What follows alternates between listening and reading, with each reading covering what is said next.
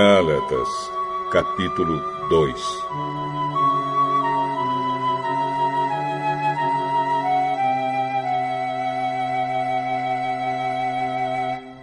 Quatorze anos depois, eu voltei para Jerusalém com Barnabé e levei Tito comigo. Voltei para lá porque Deus me revelou que eu devia fazer isso. Ali, numa reunião particular com os líderes da igreja, eu expliquei a eles a mensagem do Evangelho que anuncio aos não-judeus. Eu não queria que o trabalho que tinha feito e estava fazendo fosse um trabalho perdido. Tito estava comigo, mas ele não foi obrigado a circuncidar-se, embora ele não seja judeu. Porém, alguns tinham se juntado ao nosso grupo, fazendo de conta que eram irmãos na fé e queriam circuncidá-lo.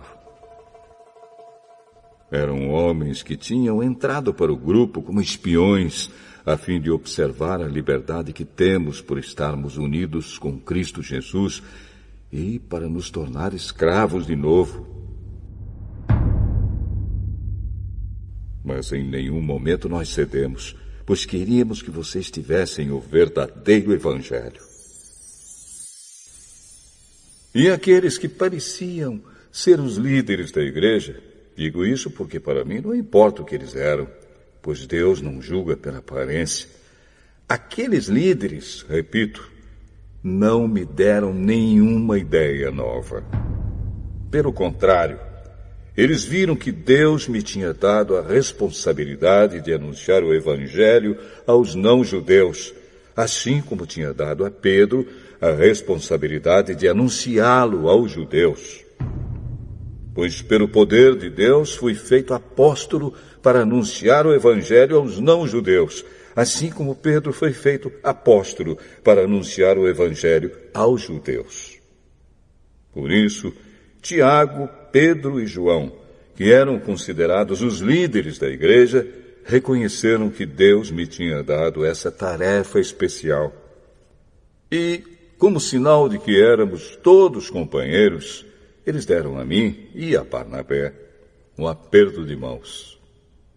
E todos nós combinamos que eu e Barnabé iríamos trabalhar entre os não-judeus e eles entre os judeus. Eles nos pediram só uma coisa, que lembrássemos dos pobres das igrejas deles. E isso eu sempre tenho procurado fazer. Porém, quando Pedro veio para Antioquia da Síria, eu fiquei contra ele em público, porque ele estava completamente errado. De fato, antes de chegarem ali alguns homens mandados por Tiago, Pedro tomava refeições com os irmãos não-judeus. Mas, depois que aqueles homens chegaram, ele não queria mais tomar refeições com os não-judeus porque tinha medo dos que eram a favor de circuncidar os não-judeus. E também os outros irmãos judeus começaram a agir como hipócritas, do mesmo modo que Pedro. E até Barnabé se deixou levar pela hipocrisia deles. Quando vi que eles não estavam agindo direito, de acordo com a verdade do Evangelho, eu disse a Pedro na presença de todos: você é judeu, mas não está vivendo como judeu, e sim como não-judeu. Então, como é que você quer obrigar os não-judeus a viverem como judeus? O fato é que nós somos judeus de nascimento e não pecadores não-judeus, como eles são chamados. Mas sabemos que todos são aceitos por Deus somente pela fé em Jesus Cristo, e não por fazerem o que a lei manda. Assim, nós também temos crido em Cristo Jesus, a fim de sermos aceitos por Deus pela nossa fé em Cristo, e não por fazermos o que a lei manda. Pois ninguém é aceito por Deus por fazer o que a lei manda.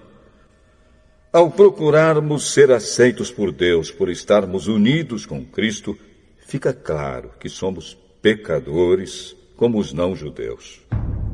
Mas será que isso quer dizer que Cristo trabalha em favor do pecado? Claro que não.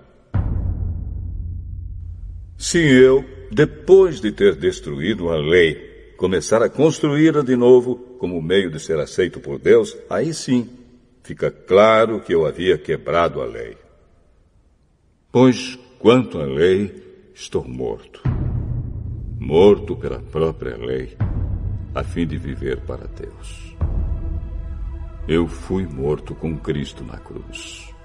Assim já não sou eu quem vive, mas Cristo é quem vive em mim. E esta vida que vivo agora, eu a vivo pela fé no Filho de Deus, que me amou e se deu a si mesmo por mim.